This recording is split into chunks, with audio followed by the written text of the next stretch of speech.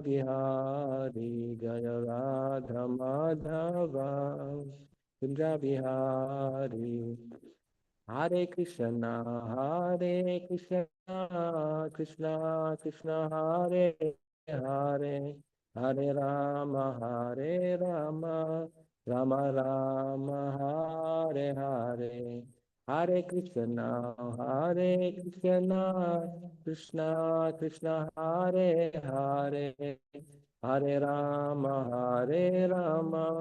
Rama Rama Hare Hare Hare Krishna Krishna Krishna Hare Hare Hare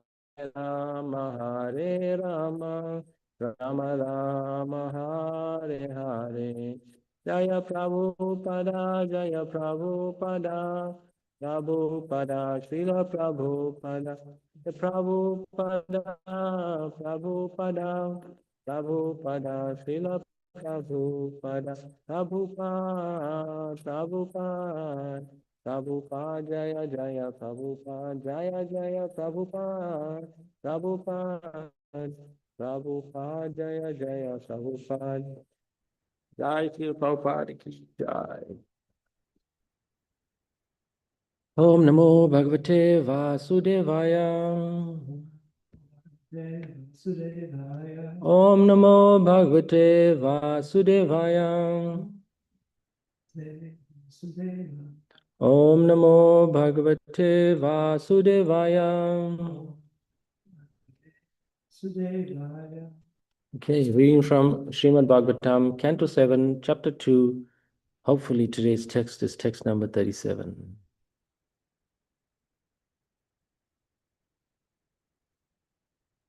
Yes, 37. Okay, so I'll recite the verse and other devotees can try to also recite. Shri Yama Uvacha Aho Amisam Vyasadhikanam Vipasyatam Loka Vidhim Vimoho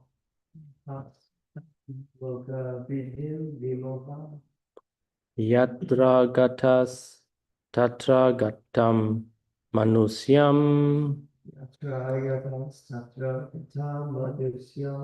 Svayam Sadharma Api Sochanti Apartam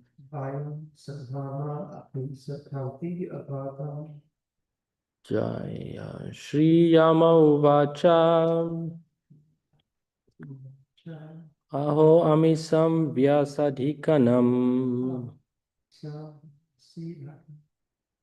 Vipasyatam Loka Vadhim Vimoha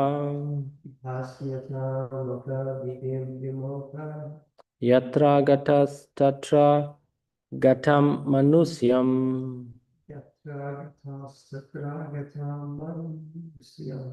Swayam Sadharma Api Sochanti Apartam Shri Yama Uvacha Aho Amisam Vyasadakinam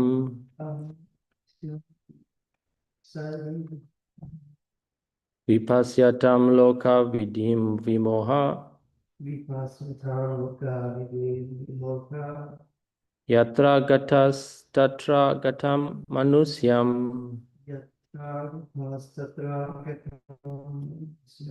Swayam Sadharma Api Sochanti Apartam.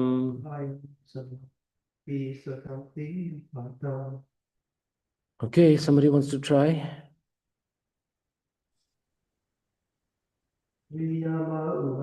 Shri Yama Uvacha Aho Amisam Vyasadikanam Vipasyatam Loka Vidim Vimoha Yatra Gatas Tatra Gatam Manusyam Svayam Sadharma api sochanti apartam. Okay, devotees online. Shri Yama Uvacha Aho Amisham Yasi Aho Amisham Vayasarikanam Vipashyatam Loka Vidhim Vimohaha Yatra Gatas Tatra Gatam Manushyam Swayam Sadharma Api Sochant Yapartam Shri Yama Uvacha Aho Amisham Vayashad Ikanam Vipashyatam Loka Vidim Vimaha Yatragatas Tatragatam Manusham Swayam Sadharma Api Sochanti Apartam.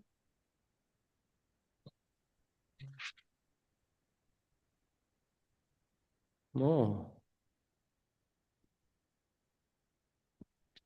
Okay. Thank you, devotees. Okay, let's do the word for word. Sri Yama Vacha. Sri Yamaraj said, Aho, alas, Amisam of these, Vyasa by age, Adhikanam of those advanced, Vipasyatam seeing every day, Loka Vidhim the law of nature that everyone dies, Vimoha the bewilderment, Yatra from where, Agata came, Tatra there, Gatam returned, Manusyam the man, Swayam themselves, Sadharma similar in nature, prone to die. Api, although, Sochanti, they lament, Apartam, uselessly.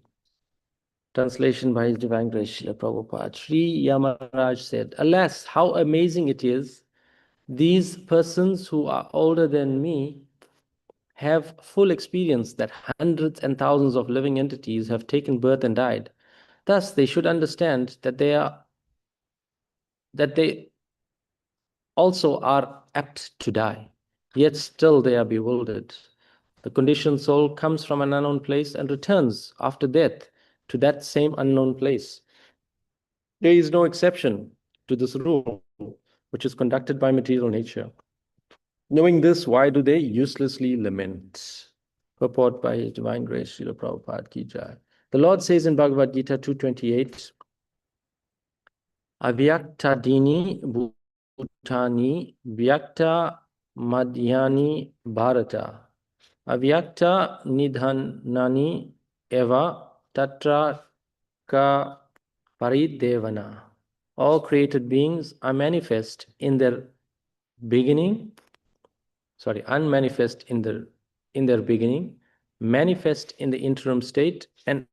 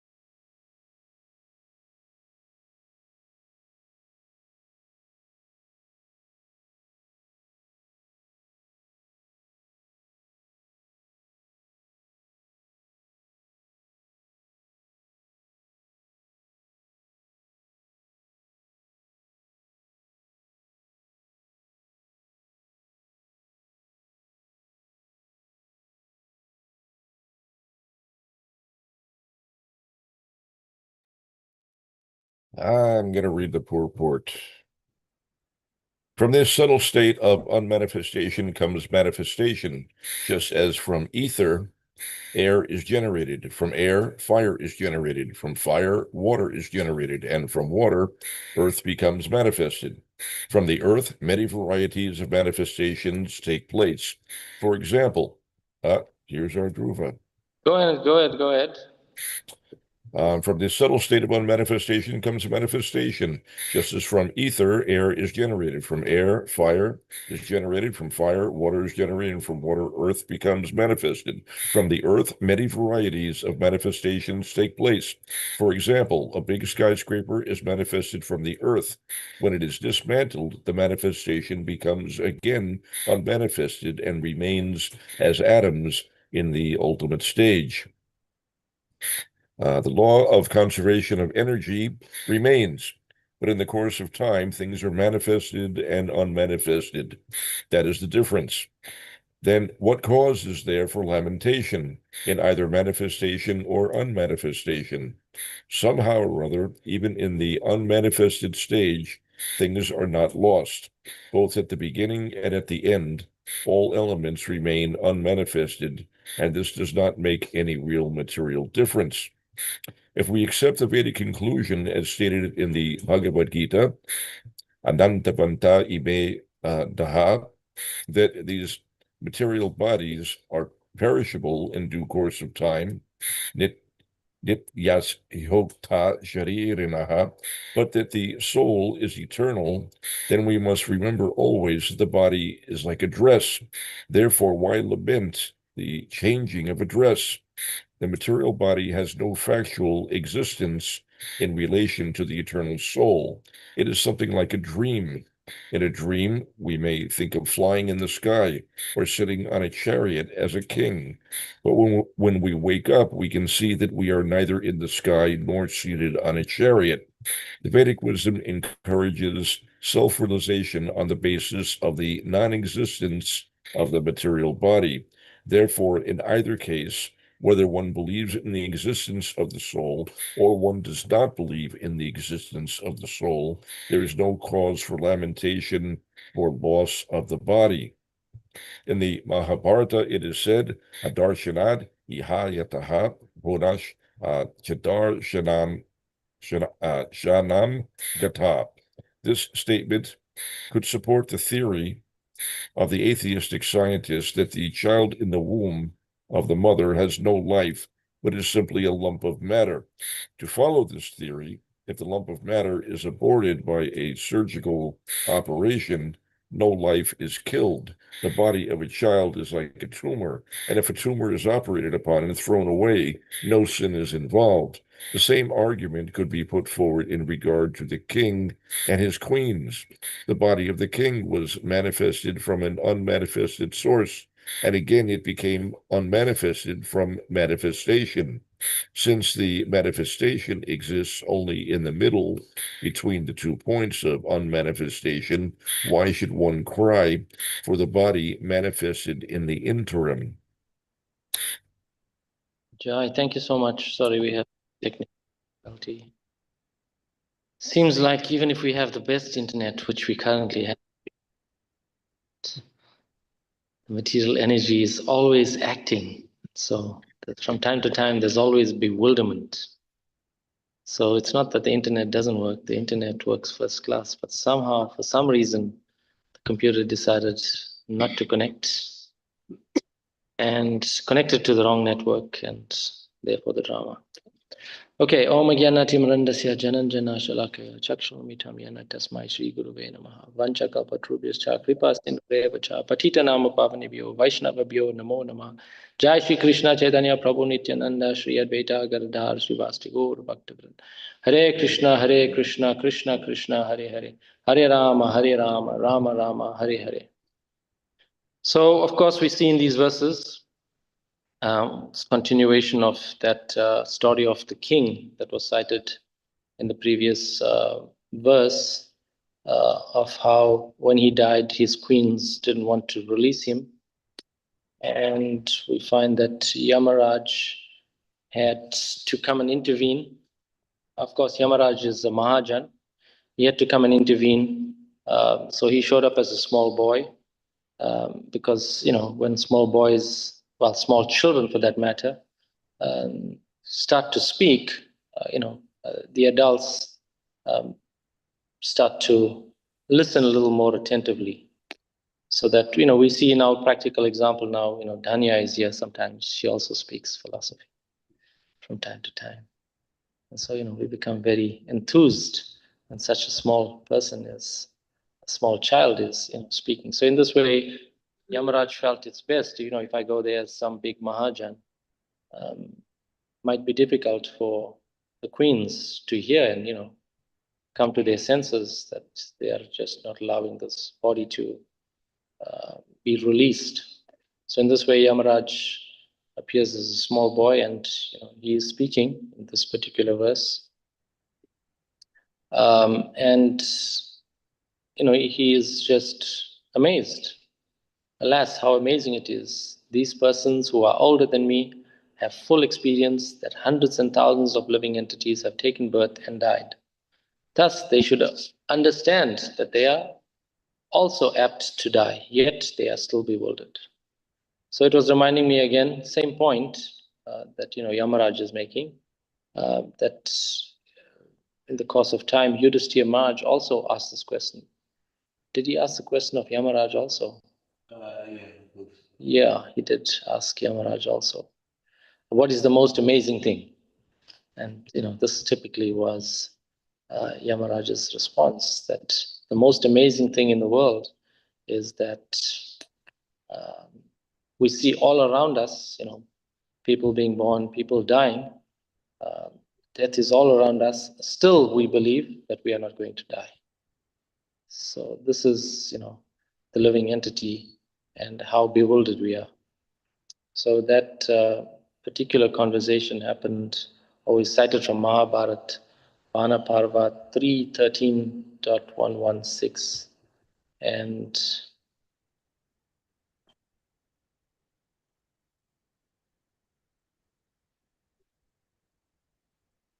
the response there was, hundreds and thousands of living entities meet death at every moment. But a foolish person, being nonetheless, thinks himself deathless and does not prepare for death. This is the most wonderful thing in the world. Everyone has to die because everyone is fully under the control of material nature. Yet everyone thinks that he is independent, that whatever he likes, he can do, whatever, that he will never meet death, but will live forever, and so on. So-called scientists are making various plans by which living entities in the future can live forever. But while they are thus pursuing such knowledge, such scientific knowledge, Yamaraj in due course of time will take away from them the business of so-called research.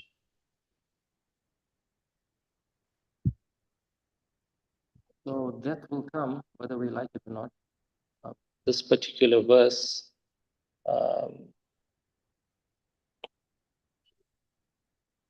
Bhagavatam, there's a similar verse given in the second canto.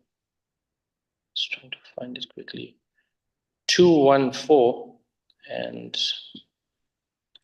in that verse, the translation is, persons devoid of Atma Tattva do not inquire into the problems of life, being too attached to the fallible soldiers like the body, children and wife. Although sufficiently experienced, they still do not see their inevitable destruction.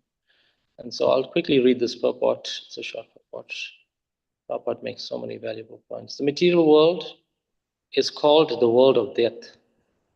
Every living being, beginning from Brahma, whose duration of life is some thousands of millions of years, down to the germs who live only for a few seconds only, is struggling with existence. Therefore, this life is a sort of flight with material nature, which imposes death upon all. In the human form of life, a living being is competent enough to come to an understanding of the great struggle for existence.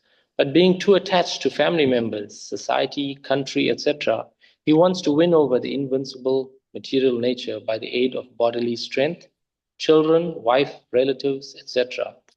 Although he is sufficiently experienced in the matter, by dint of past experience and previous examples of his deceased predecessors, he does not see that the so-called fighting soldiers, like the children, relatives, society members, and countrymen, are all fallible in the great struggle.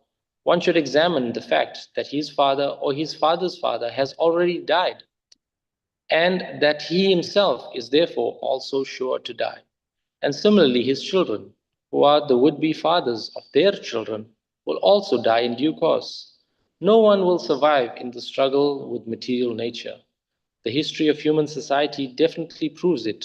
Yet the foolish people still suggest that in the future they will be able to live perpetually with the help of material science. This poor fund of knowledge exhibited by human society is certainly misleading, and it is all due to ignoring the constitution of the living soul.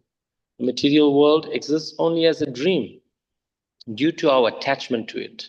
Otherwise, the living soul is always different from the material nature. The great ocean of material nature is tossing with the waves of time, and the so-called living conditions are something like foaming bubbles, which appear before us as bodily self, wife, children, society, countrymen. Due to a lack of knowledge, we become victimized by the force of ignorance and thus spoil the valuable energy of human life in a vain search after permanent living conditions, which are impossible in the material world. Our friends, relatives, and so-called wives and children are not only fallible, but also bewildered by the outward glamour of the material existence. As such, they cannot save us. Still, we think that we are safe within the orbit of family, society, and country. The whole materialistic advancement of human civilization is like the decoration of a dead body. Everyone is a dead body, flapping only for a few days. Yet, all the energy of the human life is being wasted in the decoration of this dead body. Sukadeva Goswami is pointing out that the duty of human being, after showing the actual position of bewildered human activities, persons who are devoid of the knowledge of Atma Tattva are misguided, but those who are devotees of the Lord and have perfect realization of transcendental knowledge are not bewildered. So, this verse encapsulates all of our day-to-day lives, that we are in such a bewildered state in the material nature that we don't understand what is matter, what is spirit. So, as a result, we are continuously living our day-to-day lives, trying to make plans, for, of course, our own enjoyment, but also making plans so that, we think that we're never going to die. Yet everybody around us is dying, family members, fathers, parents, we see death all around us still, somehow or the other. We are rooted that there must be a solution, to the point where, scientists are, of course, continuously working day and night, trying to make a plan how to uh, live forever. They are preserving different personalities, brains, preserving bodies. People are living in their wills. I forget who it was, but someone left in his will that, his body should be preserved, brain should be preserved. In the future, science will come up with a solution that I can live again. Yeah. Oh, he was cremated. Okay. So anyway, there is personalities like this that have a hope that they will continue living. So this crazy poor fund of knowledge Prabhupada keeps mentioning from time to time, this poor fund of knowledge, just because we don't understand that the body is separate from the spirit soul. Of course, Bhagavad Gita has given us so much of information about the spirit soul, how it cannot be cut, how it cannot be destroyed. And we see so many different examples are there, citing that the spirit soul is indestructible, it's immeasurable and eternal. Still, somehow or the other, due to illusion, due to bad association, we start to accept this idea that we are the bodies. And therefore we are trying to take the best care of these bodies so that we can live a long, long life. And everybody is preparing. How can I live a long life? Of course, here at Gita Nagari, we have Daddy living with us, 94 years old. So our meditation sometimes becomes, how can I live long like Daddy? But what is the use? If one is not Krishna conscious, what is the use of living? We can see, Daddy by his example is also, preaching Krishna consciousness.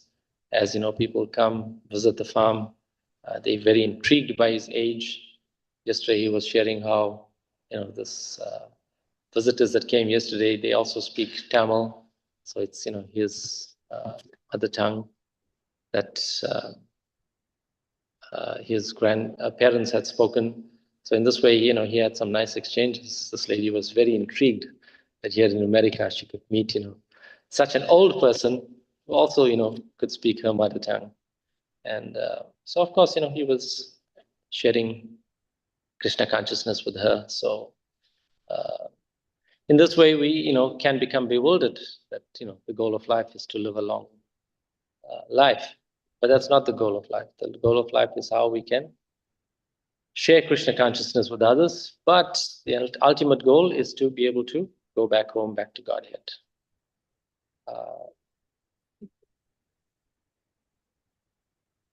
So we see the queens in that example of the queen and the queens and the king. When the king had died, the queens didn't want to release the body.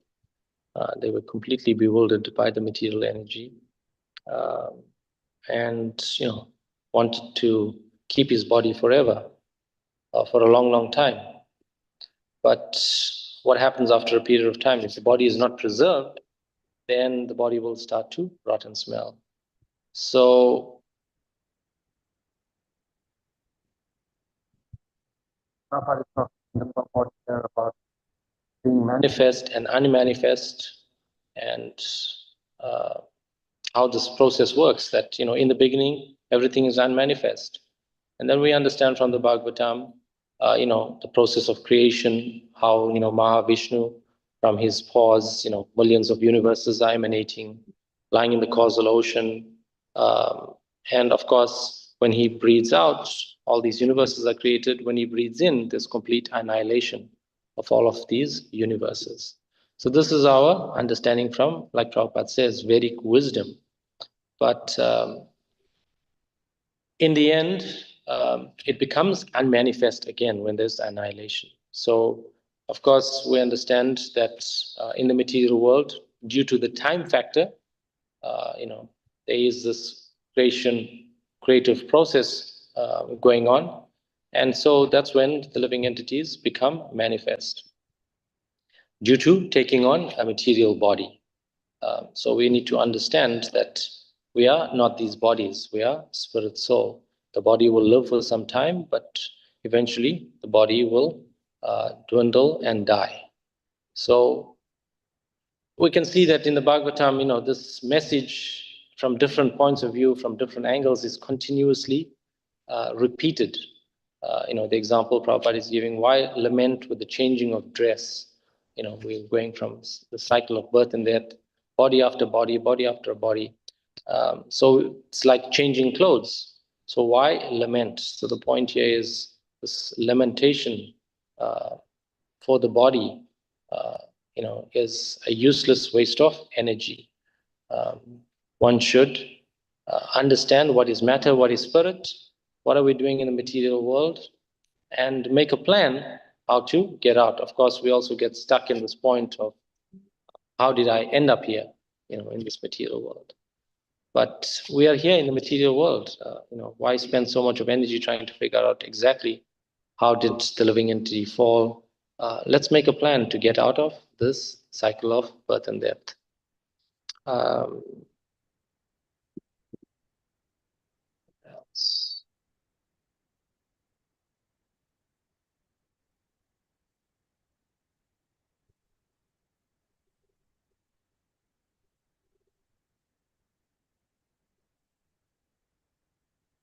We need to of the Supreme Personality of Godhead, of Krishna, and we're undergoing a material experience. Prabhupada gives, of course, many examples to illustrate the temporary nature of the body, how we are continuously changing bodies.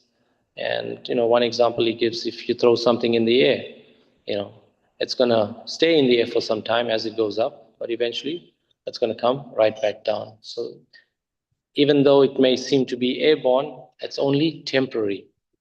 This idea of the material body being temporary, we need to understand completely. Same thing, if you throw a ball into the water, it might, depending on the weight, it might sink for some time, but eventually it's going to come up again.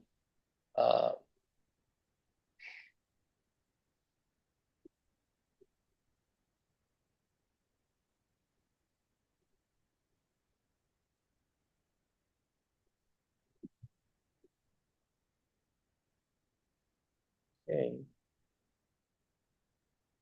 I think that's all the points I had. Oh, one example I wanted to give was, we're all familiar with the example of liquid beauty. How there was once a person who had met a very beautiful young girl. And so, he immediately became very attracted to her body. And so he proposed and wanted to marry her, on the spot. And so Prabhupada gives this example of liquid beauty. So the prince, he was a prince. He wanted to marry this, beautiful young girl that he had seen. And so, he made the proposal to her. And so, of course, she had understood, what is the body, what is spirit, soul. So she told him that, okay, if you want to marry, you need to come and see me in 1 week's time. And so the prince, couldn't stop thinking about her and her beauty, and, was ready to marry her. So he agreed that, okay, I'll go and, visit her, I think, in 1 week's time. And so during the course of the week, what she had done was she had taken lots of laxatives. And so as a result, she was vomiting and, passing stool continuously. So what she had done was she had taken all the vomit and stool and she had collected it in big pots. And over the course of the week, she had become very, very gaunt as a result, of this taking laxatives.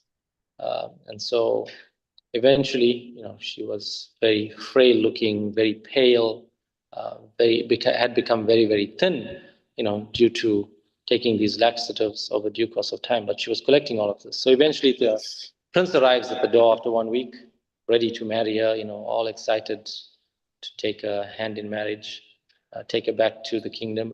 And, she answers the door when he knocks and says, I'm looking for this beautiful girl that I want to marry.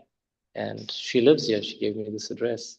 And of course, the lady says, the young girl says, it is me. And, Prince was protesting. And she invites him inside. Yes, I am that same person that, I told you to come and see me in 1 week and, we can get married. Come, I want to show you, She says, no, no, you are so beautiful. She says, yes, yes, I can show you all my beauty. And she opens the pots and shows him, all the stool and vomit. This is, the result, of this body degrading.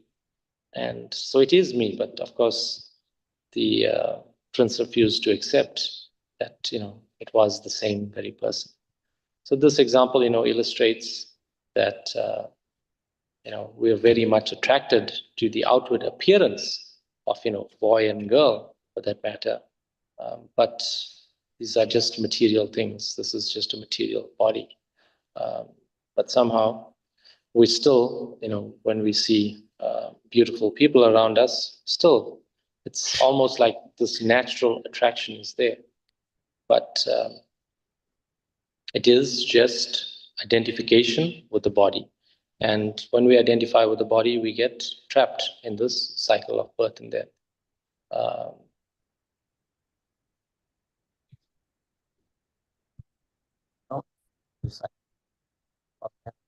Been in this material body for millions and millions of lifetimes.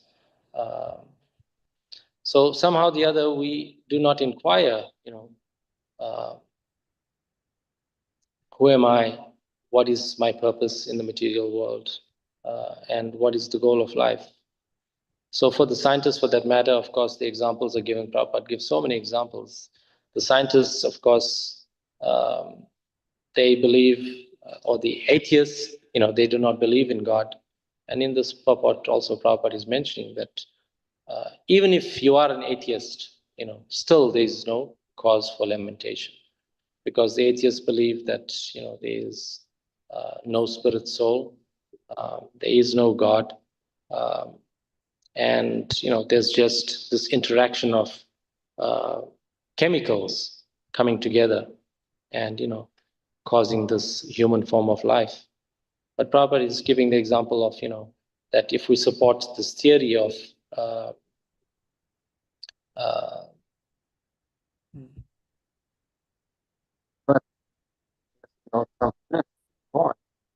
so then if the flesh dies, if the pregnancy is aborted or the child is aborted, what is the use for lamentation? There's no cause for lamentation in either case, even if we support this atheistic theory that there is no soul. Prabhupada gives the example of, if you mix sodium bicarbonate and citric acid, when you mix the two chemicals together, you get some bubbles being formed, some effervescence taking place. And so, the scientists say, just see, when chemicals mix together. But of course, the scientists never ask, where did the chemicals come from? And who, produced these chemicals in the first place? So this is the real question. Where do the chemicals come from? And of course, there is a person, a chemist, who is actually mixing these two chemicals. So the modern scientists, they're unable to see who is actually mixing the chemicals. They talk about hydrogen and oxygen. When they come together, they produce water. So this is the explanation. But then the scientists are not seeing, but who is producing these chemicals even? Where did the chemicals come from? So this is the point, that the Supreme Personality of Godhead is the cause of all of these elements.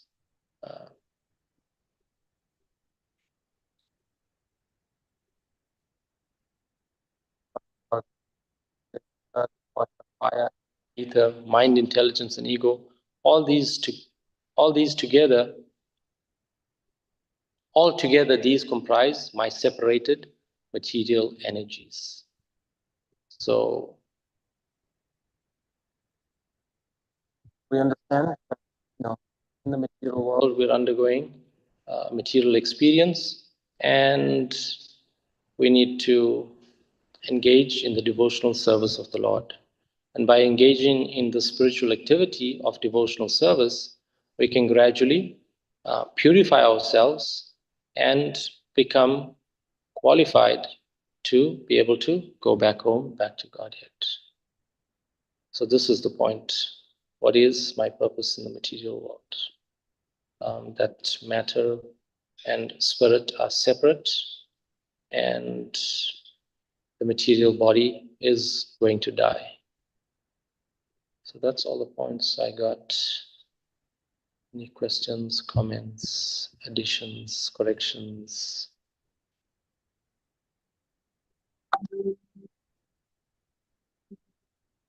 Well, it's more of a question than a question.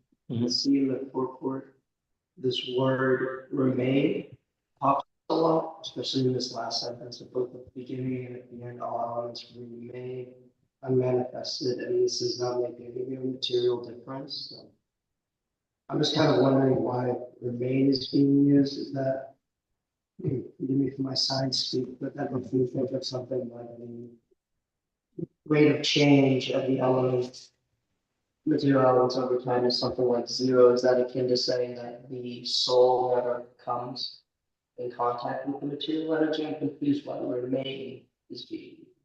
Okay, give it to the scientists. So the reading of the purport wasn't perfect, Right. but I believe what Prabhupada is saying there, and actually what Krishna says in Bhagavad Gita, when talking with Arjuna, he makes the same point, that you have theists and the atheists, or more specifically, like those who believe in the soul and those who disbelieve in the soul.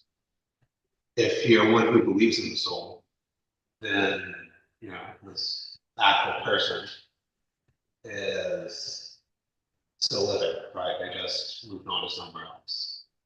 Krishna Bhagavad Gita, all these kings always lived, and they are living, and they always will, even whether you kill them or not. Mhm. But on the other hand, if you don't believe in the soul, then you just believe that some material elements. Well, look at the material elements of your husband king. Right? They were there and they remain there. Right? So what are you lamenting for? Your husband's still there because he's just a material element. And see, your husband's remaining. Mm. Okay. Yeah, that's fair. Again, it's the remaining of the strange choice of word from. Yeah, I think also maybe the point is because, when it is dismantled, the manifestation becomes again unmanifested and remains as atoms in the ultimate stage. The law of conservation of energy remains. I think also remains in this context is something that the scientists can relate to. That, the law of conservation of energy. And so I think Prabhupada is saying in this context that we also agree with that atoms remains, and the law of conservation of energy remains. So not to say you think this and we think this, because in the Prabhupada is also saying even if the atheists believe that, still there's no cause for lamentation. So I think it's something that both we, the Vedic wisdom, and looking at it, Mhm. It's basically making the point that if you disbelieve in the soul, Mhm. then before, or at least disbelieve in the eternality of the soul, Mhm. then before this person was born, they were just atoms, Right, right? Then after they're born, they're just atoms again. right. So we're going from unmanifested, or like unarranged atoms to unarranged atoms again. Why be so attached Right. to the short time in the middle? And we can agree that, yes, you can agree as scientists that there's atoms in the beginning, we say yes. And in the end, there's atoms, we say yes. So we're not disagreeing. Yeah, basically, like I said, Yeah. the point is that Prabhupada makes here, Mhm. Krishna makes it on Gita, Mhm. is that whether you believe in the soul or disbelieve in the soul, there's no cause for limitation Right. for the departed person. Mhm. Notice even that phrase, departed person. Mm. It's departed means going away to something. Right, right. But there's no cause for limitation either, whatever Mhm. philosophy you accept. Right.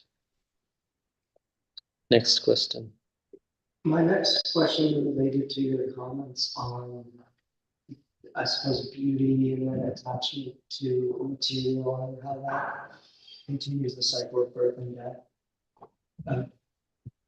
It caused me to reflect on some principles that I wonder if that's consistent with Vedic knowledge, and then there's also some great sages and devotees who I know have reflected and meditate on the forms of Krishna and have actually physically begun to take upon those physical qualities.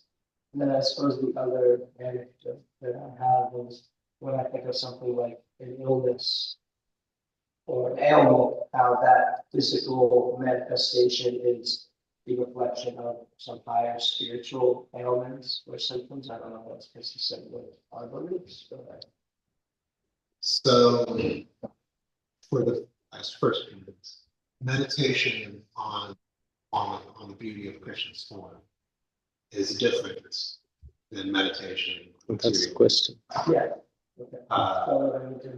Yeah, with material beauty, you just see an attractive woman or something. Mhm. That will bind you in this material world. If you meditate on the beauty of Krishna, you're going back to spiritual worlds. Right. Right. Smarna is one of the remembrance is one of the 9 processes of devotional service. Mhm. So you can just remember Krishna's form, then you're good, right? But if you remember some material form, like at the time of death, instead of thinking of Krishna, where if you think of Krishna, you'll go to Krishna. You think of like The deer. farms, Yeah. Right. as you're meditating on that form. Right. So yeah, the material energy are actually different. Mhm. They of course both have their source in Krishna, but they have different results of interacting. Right. As far as ailments and illnesses, at our stage, mostly that's the result of our karma. There is some pastimes and things where it's like Leela and reciprocation with Krishna. Also, if you do deity service, sometimes you get reactions for things. But for the most part, whenever we have illnesses, it's not a spiritual thing per se.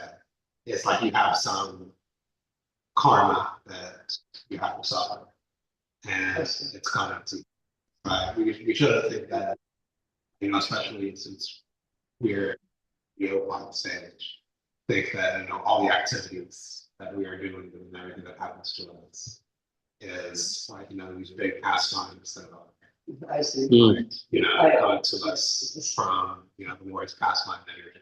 Right. We're still, most of us are still at least partially under the laws of karma. So we messed up somewhere in our past life, or even in this life. Mhm. And because of that, we have to suffer, a fever or Right. some illness, cold, and we're just getting what's coming to us. I think all of those questions are more dancing around the interplay and the intimate connection of, is the physical always a reflection of the higher spiritual? Yes and no. So Yes. on the material world in general, so here we Bhagavad Gita, the example is given of a tree that's reflecting in water, right? In that the material world is the perverted reflection of the spiritual. So in that sense, there is a reflection. And then, of course, generally, things go from more subtle to more gross. That's our metaphysics, right? So our physical bodies even are constructed based on the blueprint of our consciousness, or our subtle, right? So like, in the womb, the soul enters into the body and then enters into the cell and then constructs the body around it. Right? It's not that the body's already there. Mm. And then, God just says, The soul goes in there. Go there. Yeah, you got that. So the body gets constructed according to all this conditioning. Yeah. And then, of course, it goes progressively more so. Right. So there's the mind and the intelligence and the false feet. So in that sense, it does go from subtle to gross, but just kind of looking back, our karmas are stored over some body. Mm. So it's going from that level to the physical. It's not necessarily going all the way from the soul, from the level of the Atma, to the physical body per se, because the Atma actually has nothing to do constitution with the material energy. Spirit soul. We individual, so it's a little technical and confusing, but it is individual, but still all of this baggage that we have, all the karma, all the sickness, whatever it is that we have is, in one sense, separate, you can say technically contained within the subtle body baggage that we carrying and dragging along with us But everywhere we go. But because we identify with the grossness of the body, Right, we think that these things are happening to us. right, Right. So actually, when I slam my hand, right, if I'm closing the door, Right. that actually has nothing to do with me. Yeah. Right, because I'm the spirit soul. yeah, It can't be, smashed, it can't be, it can't be burned. right, Right. But because I identify with my body, the suffering that is coming from, I identify. Yeah. As in, like, oh, look at what happens to my hand. Yeah. I'm feeling pain. Right, Or even kind of a more subtle body example. Let's say I'm in a relationship with someone, right? Of course, it's not going to happen, Yeah. say, but just let's say someone, a man is in a relationship with Yeah. right? And then, the woman in the relationship, the wife, makes, some strange comments or, it's cold or something. Mhm. Or isn't reciprocating Mhm. like she usually does. Mhm. And then, the man starts thinking, like, oh, did I do something wrong? Like fulfilling my duties as a man. Right. Actually, that relationship, material relationship, has nothing to do with it Right, because he is the spirit soul. But Yeah. because of his identification as, Mhm. I'm a man, I'm taking on the man role in this. right, Because he identifies with that role, that relationship is causing him distress, right, right? But it's simply due to the false identification that he has with his particular material body, Right. material circumstances right, surrounding it. If Right. he gave up that identification, there'd be no more suffering, right, right? It's like, well, my wife was acting properly towards me, but it's, might have been a wife in the past life that acted improperly towards my husband. So now it's for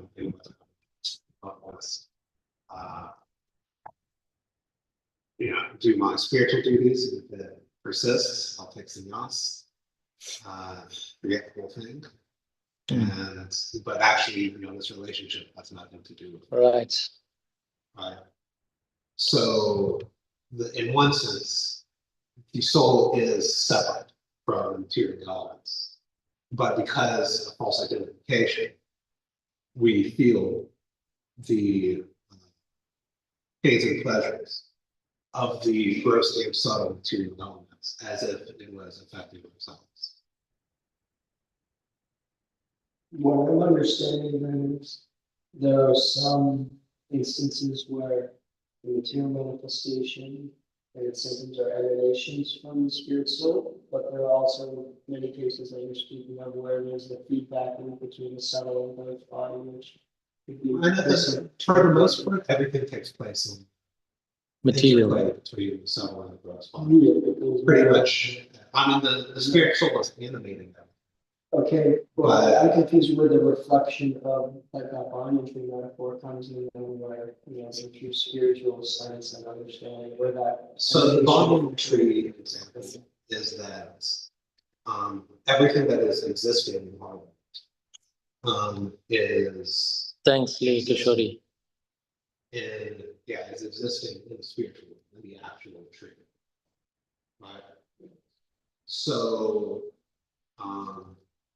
that is, there's nothing that you can find in the material world that doesn't have its source in the spiritual. But then you run into a problem because there's a lot of bad things in this world, right? In Western philosophy, they call this the problem of evil. Right? And in West, it's constantly it's a moral problem. In the East, or like the Vedic tradition, so there's an ontological and metaphysical. Like, how can evil exist in a perfectly good person? And kind of the way that we understand it is that yes, the original American exists in the spiritual world, but as seen in the material world, it becomes perverted by specifically, the desires of the living entities who feel as separately from Krishna. So because of that, the relationship is, or the manifestation in the material world is perverted, so it's not relishable like in the spirit. Now, for example, the highest manifestation, the highest level in the spiritual world is Parakiya love, right? The paramour love between Krishna and the gopis. But of course, that sort of love in the material world is completely degraded and just basic exploitation. But because it's degraded and exploited in the material world, doesn't mean it's like that in the spiritual world. Because they seem the same, but one is like the true audios of the original text. And It's like a good example is the ego. There is pure ego. There is such a thing as pure ego. But all we experience is the false ego. Yeah, Right. I'm envious of you. I'm jealous of you. Spiritual, right? Christian and Balaram. Mhm. That's about it. Yeah. Trees and thinking about how on this tree. Mhm. The spiritual world actually not. It's in the spiritual world. You are your body. Right. Because it's the real ego. You are actually a divinity in the spiritual world. We have individuality. But in the material world, it becomes false as we think we're in this material, but not our spirit, our original spiritual. My next question then would be, in these material bodies, can we only get a sense for that true spiritual potency between the interplay between our subtle and gross bodies? No, you can only get knowledge of the spiritual reality by spiritual practice. Yeah. There's actually no way in the interplay between the material energy, subtle and gross bodies, to actually realize spiritual knowledge. The only thing that you can realize is, like this neti process. You can realize that you're not this body. And you can realize that, there has to be some spiritual reality behind it. But as far as the details about that spiritual reality, you have to approach spiritual. There's no other way to do it than submissively approaching the spiritual master and doing whatever it is. Right. And then I guess our closest example, practical example in our day-to-day lives is how to make contact with the spiritual energy, is engage in spiritual activities. So what is a spiritual activity? And we understand that devotional service is a spiritual activity. This is why we do devotional service. We can be washing dishes in McDonald's, but if you're not a devotee and washing dishes, it's a completely material activity. It's action and reaction. So everything that happens, action and reaction. Whereas you wash dishes here, I'm not just using that example, but just to illustrate a point, that when you wash dishes here, this is a spiritual activity. And you get spiritual benefits, which goes into your spiritual bank account for engaging in spiritual activity. So this is what we as devotees want to, relish or partake in all of these spiritual activities, create, this atmosphere around us where we're all, engaged in devotional service, trying to please the Supreme Lord. And in this way, we, gradually make spiritual advancement. So the idea is, as we gradually make advancement in our spiritual lives, then this identification with the body becomes less and less. We are all addicted to so many bad habits, so much of bad habits and anarthas are there, how to distance ourselves. So if we have, regulation, so this is why, the 4 regular principles are there. If there's some regulation, yes, initially when we start doing it, it is very difficult. But gradually in proper association, we have so much of service to do that there's not much time for all of these anarthas, bad activities that we used to partake in. And so by some regulation, gradually, as we practice, this bad habits start to fade away. Gradually someone will find that there's not enough time in the day to engage in these bad activities. Sometimes we make some time, okay, this is my time. But gradually, as we advance more spiritually, and naturally, in one sense, there's it becomes like an unconscious thing. I think that one, so there's broad so, virtual cells. To Godhead. So there's 9 processes. Devotees, apologies, but Corey had some legitimate questions. Anybody has? Wow. Thank you, Prabhu's interesting conversation as always. Thank you, Dhruva Maharaj Prabhu. Anybody else has any comments, additions that they want to add to today's verse, clarifications, things that make things more crystal clear? Yeah, Corey is really into the material and the spirit. Why do we say that the material world is a perverted reflection? So he had some nice questions, and Kala Swarup very nicely delineated how things work according to his terminology of understanding, because he uses nice words like the interplay. How does it all factor in? So thank you, Kala Swarup. I think we're able to put things in some perspective. Anyone else has any additions?